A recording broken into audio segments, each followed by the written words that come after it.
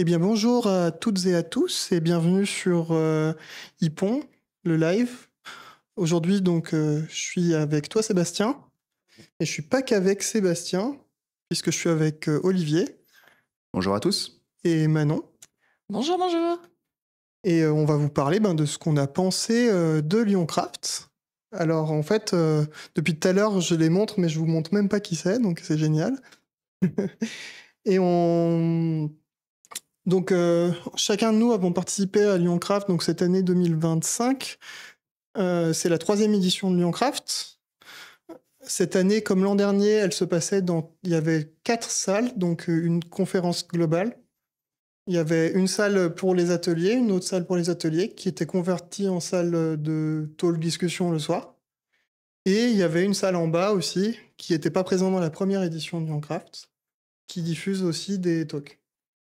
Déjà, est-ce qu'on peut se faire peut-être une première impression? Qu'est-ce que vous avez pensé de cette édition? Est-ce que quelqu'un veut commencer à prendre la parole? Un 2, 1, 2, ouais, c'est bon. Je peux commencer, ouais. Moi, globalement, alors j'étais déjà allé l'année dernière et là, pour moi, c'est même retour plutôt positif. Il y avait des talks intéressants. J'ai appris des choses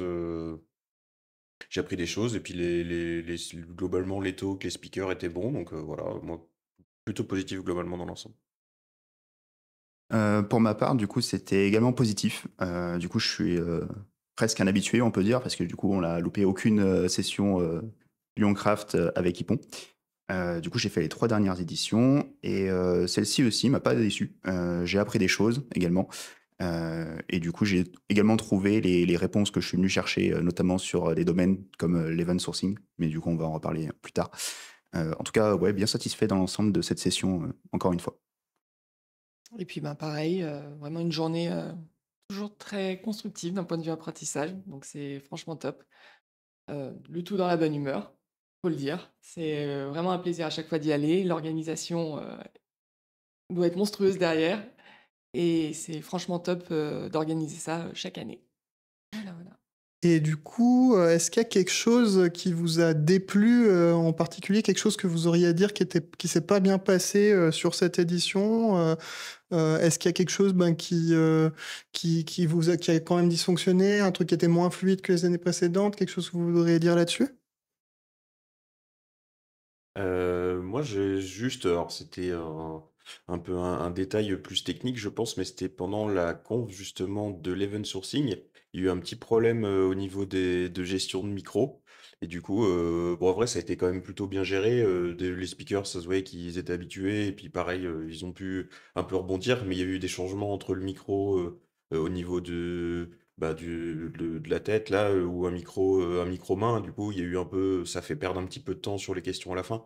Donc c'était pas grand-chose, mais il y a eu ce petit truc quand même un peu technique qui a été sur ce talk en tout cas. Ok. Un autre petit problème technique à noter, c'est dans la salle, donc la quatrième salle dont on parlait. Où pour le coup, en étant un peu au fond, la luminosité était très compliquée, on pouvait plus voir nécessairement ce qui se passait à l'écran. Voilà, mais bon, petit problème technique, Ouais, et au-delà des problèmes techniques, du coup, il y a aussi des talks ou ateliers qui ont attiré beaucoup de monde. Et malheureusement, il n'y avait pas assez de place pour assister à tous les talks et ateliers. Donc, des fois, on se débrouillait, on rajoutait quelques petites chaises au fond de la pièce et on arrivait à se débrouiller. Mais par exemple, pour les ateliers, c'était un peu plus compliqué. En termes de place assise, on n'était pas non plus, on était limité, quoi. Ouais, donc la dispo de la salle, tu parles de quelle conf particulier, une conf particulier ou pas? Notamment l'event sourcing, lorsque j'avais un peu sondé les personnes que je connaissais et même les autres personnes d'Ypon, on était très nombreux à vouloir y aller, à être curieux, etc. En plus, il y a eu 2 talks là-dessus dans la journée, donc le premier mettait un peu en appétit. Et malheureusement, après, j'ai pas retrouvé toutes les personnes que j'imaginais recroiser, parce qu'effectivement, bah, arrivé trop tard, manque de place assise, etc. Et du coup, ils ont dû aller ailleurs. Ouais, du coup, en fait, ça a fait que sur ce talk, je crois que je sais pas si t'es la seule personne qui a remonté ça. C'était Jérémy Chassin, c'est ça, qui avait fait ça. C'est C'est ça. l'atelier de l'après-midi. Mhm. Et effectivement, il y a eu quand même pas mal de monde parce qu'en face, il y avait l'event storming, mais l'event storming, il y a eu moins de population que d'habitude.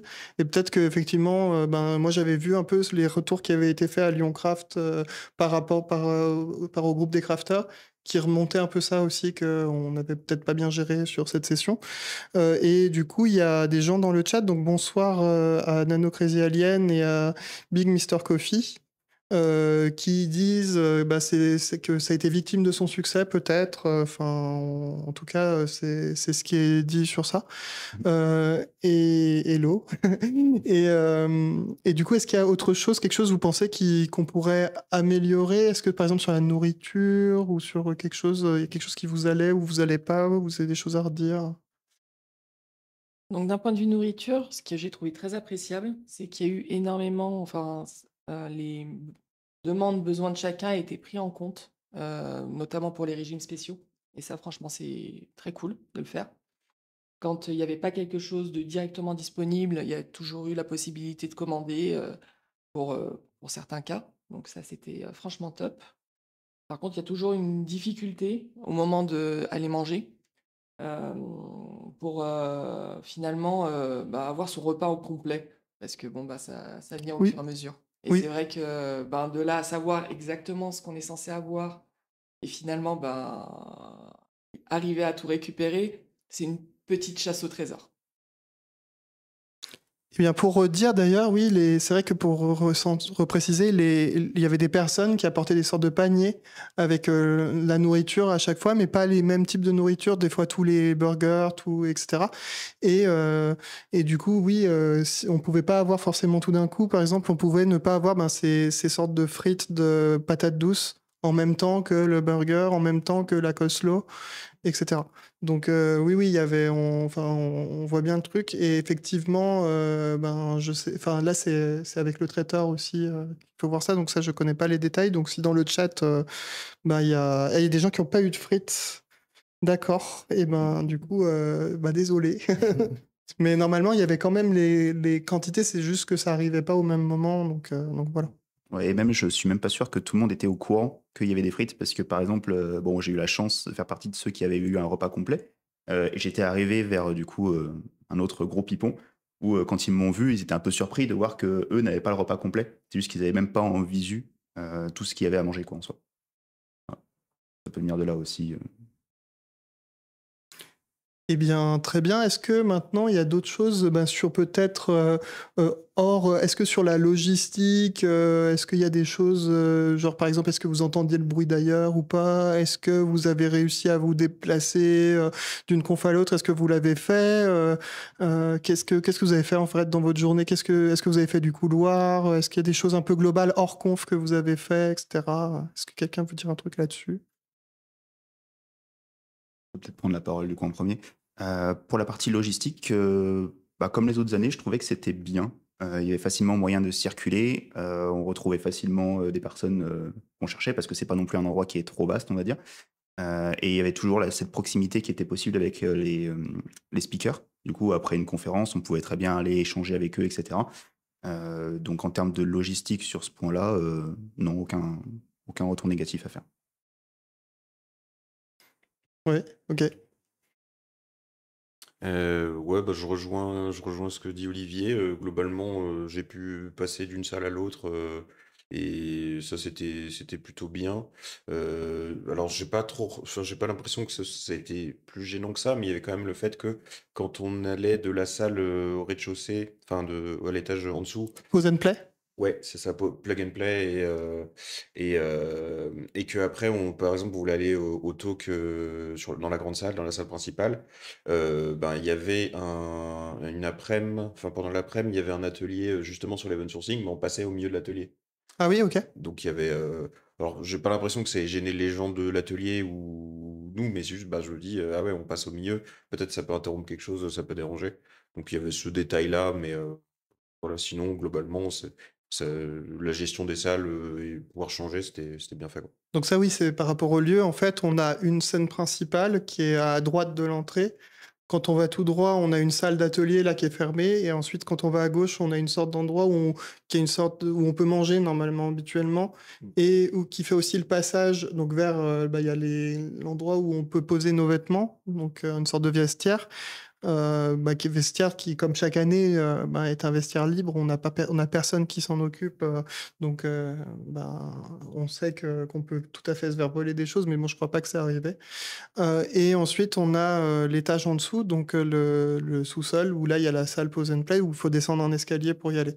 Et il y a aussi une partie extérieure qui était accessible le soir. D'ailleurs, est-ce que vous en avez pensé quelque chose de cette partie, ou vous voulez encore dire un truc sur les accès? Alors, pour ma part, la petite partie à la fin était, assez sympathique. On a eu le droit à un petit apéritif, pour clôturer la journée, où on a pu, se retrouver et puis, commencer à débriefer un peu, sur la journée, qui a été très riche. Donc, non, c'était plutôt sympa à faire. Ouais, le fait que ce soit la première année où on avait du coup cet apéritif en extérieur, on a eu la chance, le temps le permettait. Et du coup, c'était vachement cool de pouvoir prendre l'air finalement après cette journée très dense finalement. Et ouais, c'était appréciable. Donc plutôt bien sur la partie du soir, c'est quelque chose qui vous a plu. Euh, Peut-être qu'on pourrait profiter de ça, parce que c'est vrai que c'est un espace dehors pour d'autres choses, je sais pas, il y a peut-être d'autres idées à avoir dessus, à voir. Et sinon, du coup, sur les contenus peut-être des confs maintenant, ou à moins que vous ayez quelque chose encore à dire sur la logistique globale ou autre chose, au pire, on pourra toujours y revenir, il n'y a pas de souci. Est-ce que vous avez accédé à certaines confs? Est-ce qu'il y en a une particulièrement qui vous a plu et que vous voudriez recommander? Ah ah. Il y en a plusieurs. Ouais, on a droit qu'à une ou Bon, on a tu peux en droit- parler de plusieurs si tu veux, vas-y. Ok. Du coup, il y avait un talk de Jérémy Sauran. Je crois que c'était Oui, ça. qui était dans la salle Pause and Play le matin. Exactement. L'intitulé, c'était Maintenant, j'écris mes tests sans pleurer. Je crois que le replay est disponible sur la chaîne YouTube des Crafters de Lyon. Tout à fait. Tous les replays sont dispo, à l'exception d'un replay d'une conférence qui était dans la salle principale, qui était la conf sur l'IA du matin. C'est malheureusement, il manque le son sur la moitié du talk, donc on peut pas le rediffuser. Ok. Et ben, en tout cas, le talk sur Jérémy, c'est vrai qu'il était très, très bien fait. Du coup, Jérémy a des qualités d'orateur qu'il a mis en valeur, du coup, là. Et aussi, je trouvais que tout ce qu'il disait était très pertinent. Il y a pas mal de choses que j'ai retrouvées de ce qu'on fait à Ypon, notamment de ce qu'on essaye de banaliser, on va dire, sur les projets. Mais je trouvais ça très bien amené, très bien expliqué, et il réussissait à montrer du coup l'intérêt que ça amène. Et du coup, j'avais bien apprécié son talk et je le conseille à tout le monde.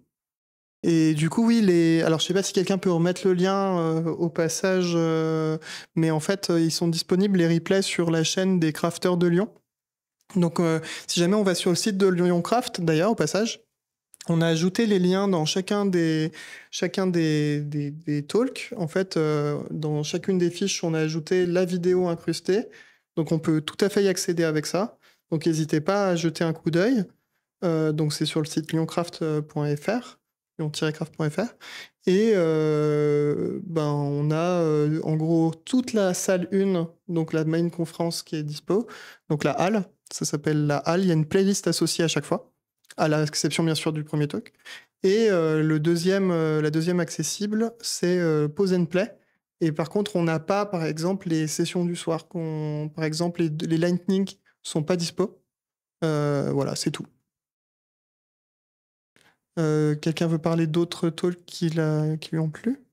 Un autre talk, pour ma part, qui m'a beaucoup plu, c'est, CQRS-ES. Donc, c'est tout ce qui est en rapport avec l'event sourcing de Aurélien Minot et Cédric Château. J'ai beaucoup aimé la dynamique qu'il y avait entre les deux, donc même si ça a été entrecoupé par quelques problèmes techniques, comme on en a parlé plus tôt, mais c'est vrai qu'on voit vraiment l'habitude des talks chez eux, et c'est vrai que c'est un sujet que j'ai trouvé vachement intéressant. Donc, il y en a, enfin, j'en fais un peu il y en a un peu sur mon projet. Et c'est vrai que ça m'a permis de creuser 2-3 sujets supplémentaires. Et franchement, si vous pouvez voir le replay, allez-y. Les yeux fermés, ça se fait très très bien. Donc ça s'écoute bien, c'est ça, en podcast? D'où les yeux fermés. Une autre conf dont vous voudriez parler? Ouais, ben moi évidemment, je vais faire je vais citer un peu les collègues Hippon, là, le petit talk en pause and play là sur l'IA générative, c'était intéressant parce qu'il y avait un côté vraiment démo en live de ce que ça donne et aussi la partie un peu prix que ça peut coûter avec les outils qu'ils ont utilisés. Donc ça, c'était intéressant. Donc je les cite quand même. L'event sourcing, ben, du coup, tu l'as cité Manon, mais ouais, très bien aussi. Et moi, une qui était un peu plus originale, que j'ai vachement aimé, c'était l'approche scientifique sur les méthodes de test où c'était, je me souviens plus du nom du speaker malheureusement, mais il avait C'est quoi le nom de la conf? c'était approche scientifique, quelque chose comme ça. Ouais, regard scientifique sur l'artisanat logiciel de Victor Lambret. C'était la conf dessinée, c'est ça? Ouais, conférence Ok. dessinée, c'est Ok. ça. Et du coup, ben déjà juste le côté un peu visuel était intéressant parce que c'était vraiment le speaker qui avait fait les illustrations à la main. Et ça amenait aussi un peu une vision que on n'a peut-être pas forcément, nous, on est convaincus de pas mal de méthodes de travail sur les tests, et qu'en fait, ben là, il montrait que bah, il y a quand même des études scientifiques qui sont faites sur est-ce que ça a vraiment un impact ou pas. Bon, le problème, c'est que la conclusion un peu de la conf, c'est bah, il y a quand même des débuts de choses qui peuvent aller dans ce sens, mais qu'il n'y a rien de concret, de concluant en fait. Mais c'était quand même intéressant parce qu'il montrait qu'il y avait vraiment des études scientifiques sur le sujet et des gens qui essayaient de prouver que si vraiment ça améliorait ben, par exemple la durée de production ou le nombre de bugs après avoir fait ces méthodes-là. Donc comme le TDD par exemple, à un moment il avait comparé le TDD et l'ITL qui était c'est l'iterative test last où ben c'est pareil, c'est des petites itérations sauf que plutôt que d'écrire le test avant, on écrit juste après. Voilà, D'accord. donc c'était très intéressant. Donc quand même, il y a l'idée des approches autour des tests aide globalement, c'est ça la conclusion, mais il Ouais. manque encore de matière, c'est ça Ouais, c'est qu'en fait, à chaque fois, ils n'arrivaient pas forcément à pouvoir statistiquement conclure de manière sûre.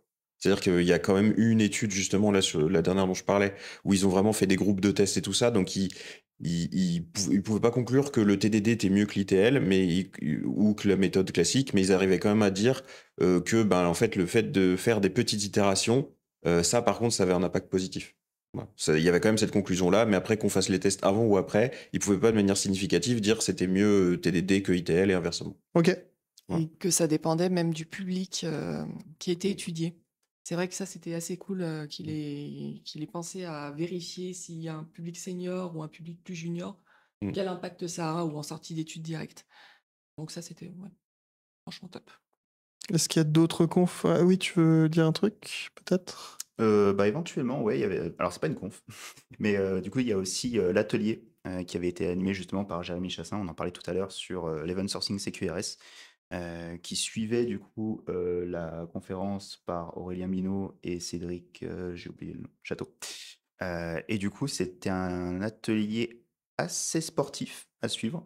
Du coup, il était en F Sharp et du coup, il y avait des spécificités de langage qui n'étaient pas génériques, on va dire. Tous les autres langages n'étaient pas forcément sur le même pied d'égalité pour ça. Mais en tout cas, c'était super intéressant de voir comment il décortiquait, parce que le but de l'atelier était de passer donc sur un kata assez simple une programmation, on va dire, standard, avec un service qui fait des mises à jour sur l'état d'une ampoule, notamment, de passer ça sur du CQRS ES. Et du coup, les étapes à suivre et à respecter étaient vraiment intéressantes à connaître. Et du coup, tu as vu des choses dans ce talk qui t'ont changé de ton quotidien, des approches, ou alors ça a été quelque chose que tu savais globalement déjà? Ça t'a vraiment beaucoup appris? Enfin, je sais pas, tu vois, c'est toujours ça que je me dis, c'est est-ce que la conf en tant que telle, parce que j'essaie d'élargir aussi, c'est quelque chose où c'était des choses que vous saviez déjà, ou c'est des choses que vous avez appris, ou c'est des choses que vous réutiliseriez peut-être pour expliquer à d'autres gens? Comment vous voyez en fait ça, quoi? Ouais, complètement. Du coup, en fait, je vais pas me considérer comme mature sur l'event sourcing. C'est pas du tout un domaine que je pense maîtriser. J'en ai très peu fait dans le monde professionnel, on va dire. Et du coup, il y a des principes qu'il a énoncés qui, du coup, m'ont parlé, m'ont fait comprendre certaines choses, m'ont permis de prendre un peu de recul, etc. Et du coup, je pense également mettre en place une conférence au sein d'Ypon pour retravailler ce kata. Mais du coup, pas en F Sharp, mais en Java, un Ouais. langage qui parlerait potentiellement à un public un peu plus large. Voilà. Et éventuellement, peut-être après en communiquer à l'externe en fonction. D'accord. Et du coup, dans le chat, ça dit ça va dépendre des profils et de l'expérience par rapport à la conf. Alors oui, c'est possible, mais nous, ça nous intéresse aussi de savoir s'il y a des talks qui sont accessibles, pas accessibles.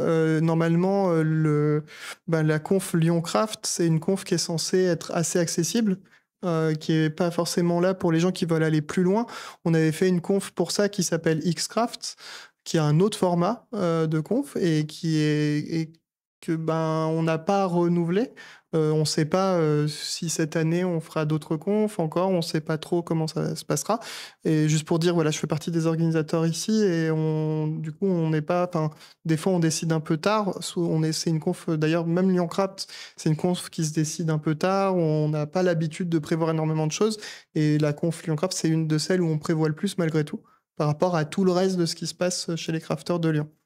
Donc voilà, tu voulais peut-être dire quelque chose, Manon, j'imagine. Oui, en fait, par rapport à la notion d'accessibilité des conférences proposées, alors à savoir, j'ai un profil assez junior. Et globalement, alors, première, pour le coup, j'ai participé seulement à 2 des 3 sessions de Lyoncraft. La première a été plus raide, mais en fait, on prend assez vite le pli. Globalement, on apprend assez vite le langage enfin, utilisé au sein des crafters, comme on dit. Et non, ça reste des confs qui sont globalement enfin, hyper accessibles, même pour des profils très juniors. Donc, il n'y a pas de problème là-dessus. Très bien. Est-ce que vous avez d'autres choses à dire? Oui. Ah non? Ok. Sur la conf en général, sur une conf en particulier, est-ce qu'il y a quelque chose qui vous a encore marqué? Quand j'ai assisté à une conférence de Nicolas David, Comment devenir un Super Saiyan divin. Oui. Donc, qui parlait en fait de son parcours initiatique, on va dire, pour devenir crafter. Donc, de base, il était développeur lambda, entre guillemets, et il expliquait qu'il était un peu redevenu junior. Déjà, j'ai trouvé ça très bien d'avoir ce type de conférence parce qu'en fait, on n'est pas ressorti en apprenant des choses, mais vraiment plus en voyant un peu son parcours, on a la notion qu'on passe tous par la même chose. Et c'est vrai que c'était bien en fait qu'il y ait ce type de conférence de la même manière parce que on se dit voilà en fait on commence tous en galérant un peu et c'est pas grave en fait, c'est ok. Donc je voulais quand même parler de ce talk qui a pu dédramatiser un peu la situation d'être apprenant. C'est pas grave, c'est même bien. D'ailleurs, suite à ce talk, en fait, il y avait une question, il finissait avec une question, et suite à cette question dont il se posait, on a créé un atelier chez les crafters, où vous pouvez venir d'ailleurs sur le front, qui va explorer un peu une suite à ça, et qui se passera le 26 mai, si je me trompe pas. Donc il y a quand même un peu le temps. Et vraiment là, on va être dans un atelier où on va coder et ça va faire lien normalement avec... on va essayer en tout cas de faire en sorte que ça fasse un lien avec la conf. Donc voilà un peu pour les confs. Il y a une autre conf que j'ai trouvée intéressante. Ouais, vas-y, c'est Je parti. suis désolée, Non, mais je me on suis a émerveillée le temps. pendant cette session. J'ai trouvé ça plaisant d'avoir une conférence sur tout ce qui était monitoring, observabilité. Donc de Jean de Teuf. Désolée si j'écorche Oui, son c'est ça. nom. C'est ça. Donc, Qui au passage était un des crafters de Lyon à l'époque et qui est parti, je crois que c'est en Martinique si je me gourre pas, il me corrigera si jamais je me trompe, et qui est revenu en France mais pas à Lyon. Donc voilà. Et lui, pour le coup, a parlé d'observabilité des services et le fait que c'est un pan à part entière dans lequel il faut qu'on se plonge. Donc ça tombait très très bien. En mission, on était sur l'observabilité, donc avec Datadog et compagnie. Et c'est vrai que ça a fait vraiment des recoupements avec ce qu'on faisait et j'ai trouvé ça top d'avoir ce type de sujet. Pareil, s'il y a des initiatives comme ça qui peuvent popper un peu plus, c'est génial de chez génial. Et du coup, bonjour à Metem Gaming, je sais pas si je le dis comme il faut. Vous voulez rajouter peut-être quelque chose sur des confs? Non, vous pensez on a fait un peu le tour. Alors, est-ce qu'il y a certaines confs, parmi la liste des confs, que vous n'avez pas vues ou que vous auriez aimé voir? Et, et est-ce qu'il y en a? Est-ce qu'il n'y en a pas? Bah oui, du coup, il y en a forcément. On peut pas se dédoubler sur les différentes salles. J'ai pas vu justement ce talk sur l'observabilité, mais du coup, c'est une des conférences que je m'étais noté de regarder justement grâce aux captations faites par les crafters, en même temps qu'une autre dont j'ai oublié le nom, mais j'ai oublié le nom. En tout cas, oui, il y en a deux que je veux revoir. Bon, moi, petite frustration pour la deuxième IA du matin, que je ne suis pas allée voir et que, tant pis. Mais sinon, non, globalement, enfin, oui, il y a toujours une frustration, tout ce qui était par rapport à l'event sourcing, l'atelier que je n'ai pas pu faire, mais ça, c'est pas. Voilà, j'ai pu trouver d'autres choses. En fait, il y a toujours de quoi faire. Si on peut pas être exactement dans la conf où on veut, de toute façon, les autres sont très bien aussi. Donc, c'est pas grave en soi. Ça marche. Moi, il y a juste justement la conf de Colin où je sais qu'a priori, ça a la réputation d'être assez improvisé, assez rigolo. Et du coup, j'avais pas pu la faire parce que j'étais allé voir quoi? Justement, le regard scientifique que j'ai beaucoup aimé. Donc, au final, l'autre conf que j'ai vue était super bien. Mais j'ai pas pu faire celle de Colin qui, je pense, devait être sympa. Voilà.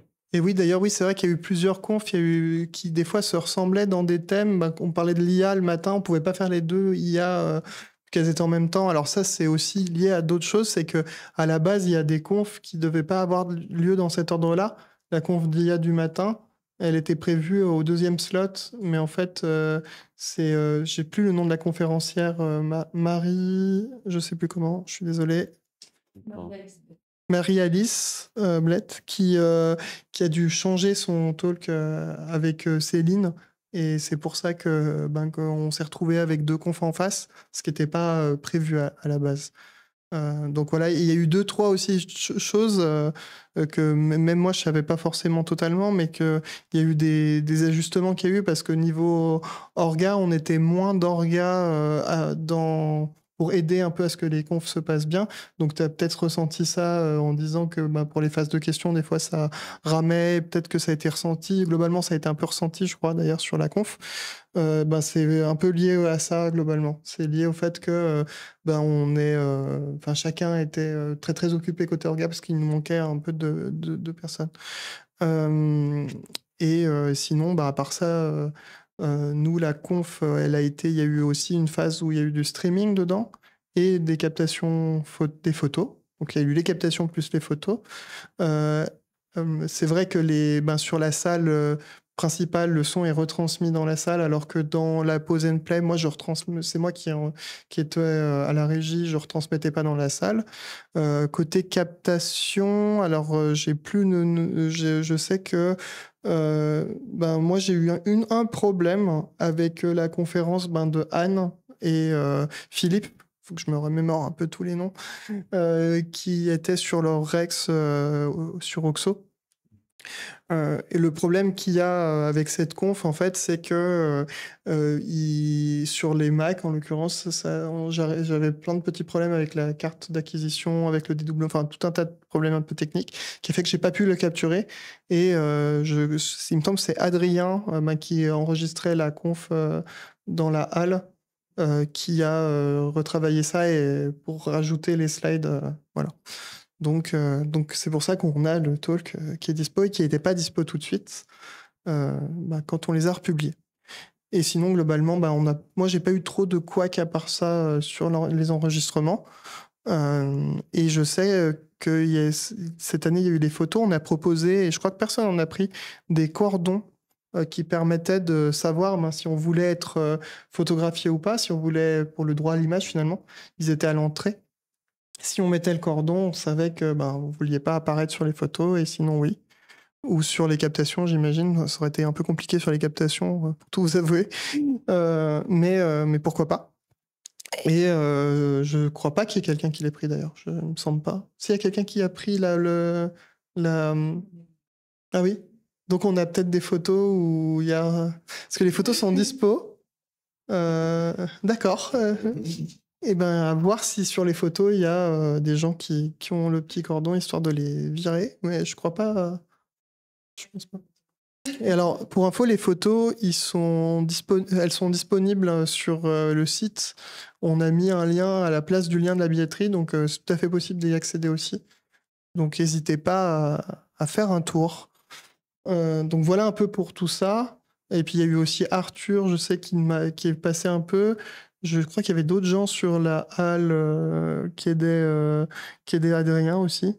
Et puis nous, on a toujours l'organisation avec les autres crafters, donc, qui sont dans le groupe des crafters de Lyon, ouais, pour aider dans les salles, même s'il y a des gens qui n'ont pas pu venir dans les orgas à cette édition. Et ben voilà pour ça. Est-ce qu'il y a quelque chose d'autre que vous voudriez dire par rapport à la conf?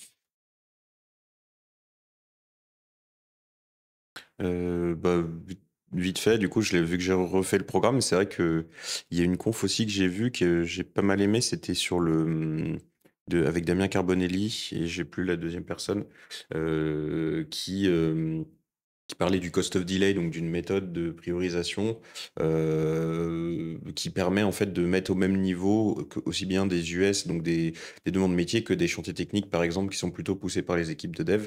Et en fait, ça permet de dire, ben en fait, peu importe le type de tâche que c'est, on dit ben combien ça coûte si on repousse ce dev de un mois.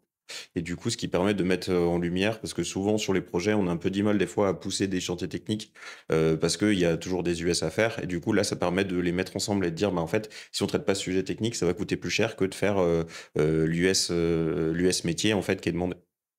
Et du coup, ça c'était intéressant aussi. C'était moins tech, c'était plus sur gestion de projet. Et c'était pas mal aussi comme sujet. Ça permet de donner un peu des méthodes, justement, des fois d'arguments vis-à-vis des demandes métiers qui sont souvent le plus poussés. Ouais.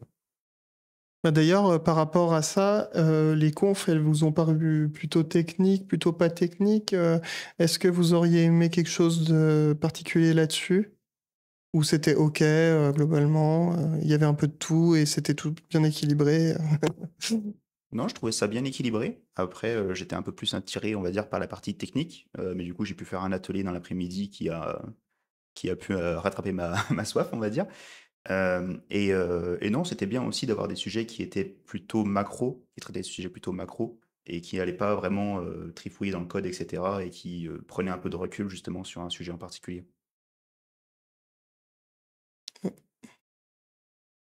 OK, donc ben ça marche. Moi, c'est vrai qu'après, il y a une conf que j'ai pas vue. Je sais pas si quelqu'un d'entre vous l'a vue, ça peut m'intéresser, que j'aurais plutôt bien aimé voir parce que c'est quelque chose que j'avais fait quand j'étais étudiant. Il y avait une conf sur le small talk. Je sais pas si quelqu'un d'entre vous l'a vu ou dans le chat, j'en sais rien.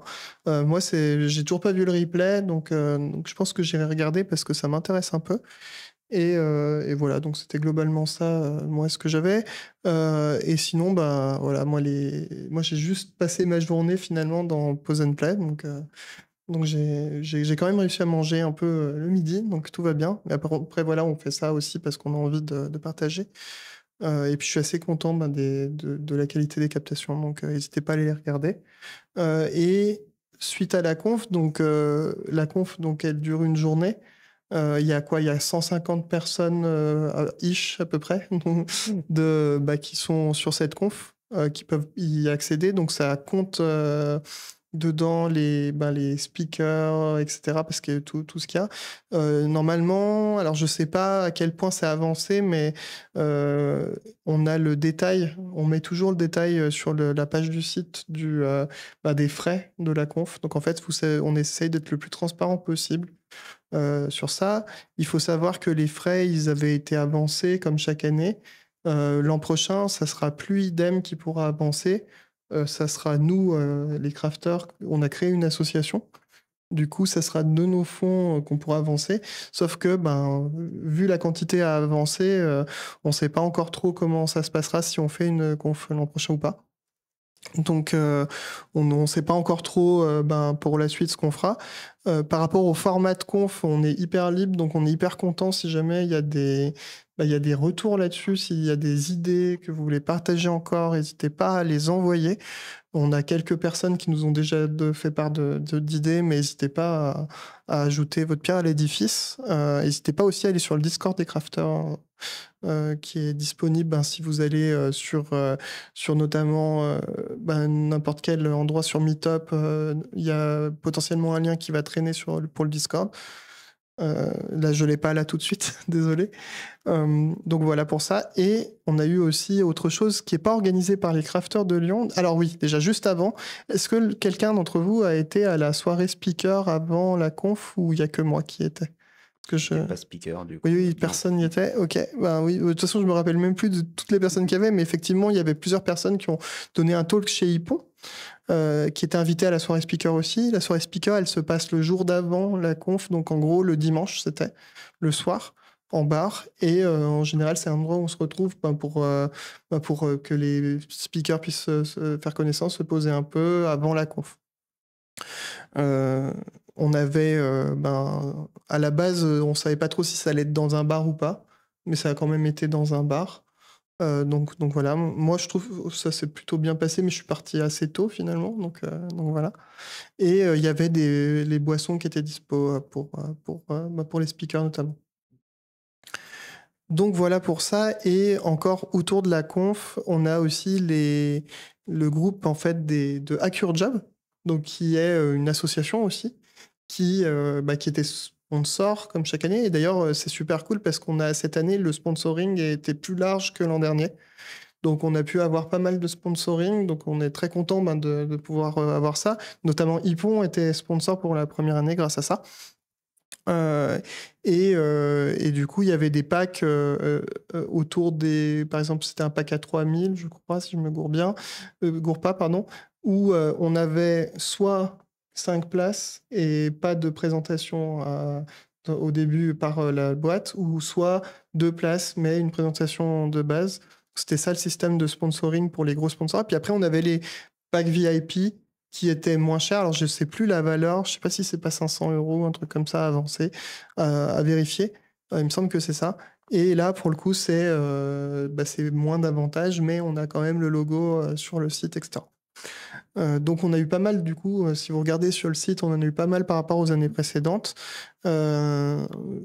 Nous, Hippon, on était la première année. Je ne sais pas encore par rapport à Hippon ce qu'on va faire. Là, c'est vrai qu'on fait ce live de retour, mais peut-être qu'on fera aussi d'autres choses pour partager sur ça. Donc voilà. Et on a envoyé quand même pas mal de gens parce qu'il y a eu peut-être la majorité des développeurs de l'agence qui ont dû aller sur la conf, je crois. Ouais, on était bien une quinzaine, je dirais, quelque chose comme ça. Oui. Ouais, et du coup, c'est une conf qui est devenue importante, je pense, pour Hippon, Lyon en tout cas, et qui va dans la suite de l'an dernier finalement, mais qui continue à perdurer. Donc moi, je pense qu'on est pas mal sur ça côté Hippon. Et pour revenir du coup sur Hack Your Job, qui était justement parce que j'étais parti de ça, en fait, ils organisent une conf, sans conférencier, qui s'appelle l'Unconférence. Alors moi, j'y ai assisté. Il y avait personne d'autre d'Hippon, je crois, qui est allé à cette Unconf. Et de toute façon, on n'a pas forcément le même public entre la conf et l'Unconf. Et souvent, il y a toujours cette Unconf qui suit Lyoncraft. Alors, le truc qui se passe, c'est que contrairement à Alpecraft, je ne sais pas si est-ce que vous connaissez Alpecraft, peut-être que vous avez entendu parler. Je connais de nom, mais j'y suis pas allé personnellement. Ouais, donc Alpecraft, pour info, c'est une conf qui a lieu sur Grenoble, qui a lieu début juin. Alors, c'est possible qu'il y ait encore des places à voir. Donc, n'hésitez pas à aller sur le site d'Alpecraft si jamais il y a encore des places pour le premier jour. Il n'y a pas de place pour le deuxième jour qui est l'Unconf. Et eux, ils ont un format, finalement, nous, on a un format un peu similaire où il y a l'Unconf le lendemain, mais qui ne fait pas partie de la conf. Eux, c'est eux qui gèrent l'Unconf. Alors, ils appellent des fois des gens de Socrates, etc. pour les aider. Mais ça se déroule bien sur le deuxième jour. Alors moi, du coup, j'ai participé à l'Unconf le lendemain.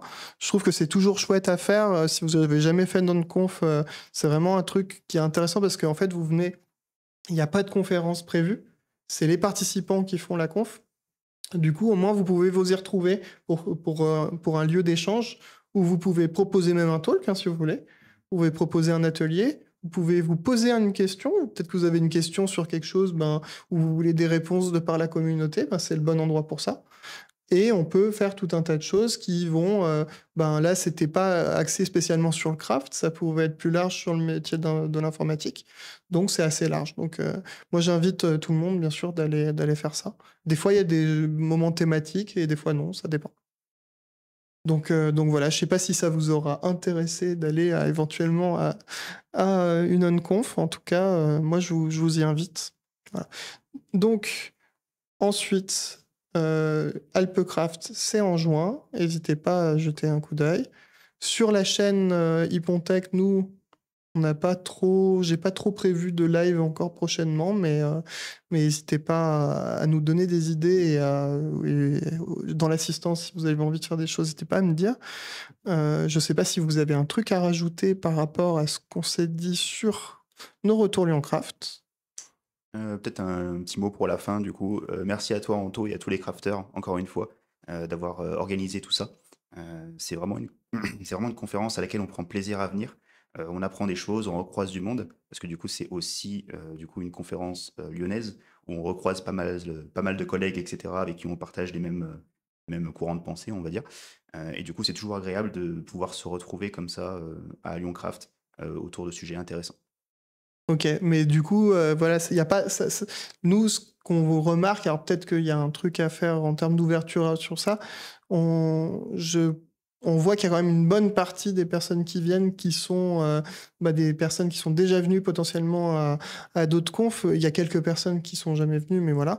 On sait pas forcément trop comment l'ouvrir un peu, parce que le but, c'est quand même de faire une conf qui soit accessible un peu à des personnes qui connaissent pas forcément. Peut-être qu'il y a un axe là-dessus, peut-être qu'il y a des idées là-dessus, ça pourrait être sympa d'en discuter. Et de toute façon, les crafters, nous, il y a toujours les autres événements, malgré tout. Donc même si vous n'avez pas accès à la conf, outre les replays, il y a toujours les événements chaque mois. Là, il y a des coding dojo qui ont été mis sur le meet-up des crafters de Lyon, donc n'hésitez pas à jeter un coup d'œil. Il y a donc le fameux moment où on va faire des choses autour de la validation, notamment avec des résultats, etc. Le 26. Donc ça, c'est sur côté front. Comment est-ce qu'on ne pollue pas notre domaine? Comment est-ce qu'on arrive à avoir un domaine propre malgré tout et l'utiliser notamment dans l'aspect validation? Parce que c'est quand même un truc qu'on fait pas mal côté front et peu importe le framework finalement. Donc ça peut être intéressant. Et je sais plus ce qu'a prévu Jérémy, parce que c'était lui qui était au sujet pour le dernier sujet, parce que je crois qu'il y a un talk aussi. Mais je n'ai plus le nom. Donc voilà. Eh bien, merci à vous. Est-ce que vous avez une pub à faire, un truc à dire pour finir? Non. Non, c'est tout bon? Eh bien, dans ce cas, on va se quitter sur ça. Et on va vous souhaiter un bon appétit pour ceux qui n'ont pas encore mangé. Et n'hésitez pas à participer à des confs. Juste pour redire, sur la même semaine, il y avait des Vox. Et nous, je ne sais pas si on a prévu ou pas de faire un truc pour parler de Devox. On pourrait faire aussi, je ne sais pas, moi je ne l'ai pas vu. Donc s'il y a des gens qui m'écoutent et qui ont envie de faire un retour, n'hésitez pas à le faire. Et sinon, à bientôt pour un nouveau stream sur Hypontech. À bientôt. Salut! Bientôt.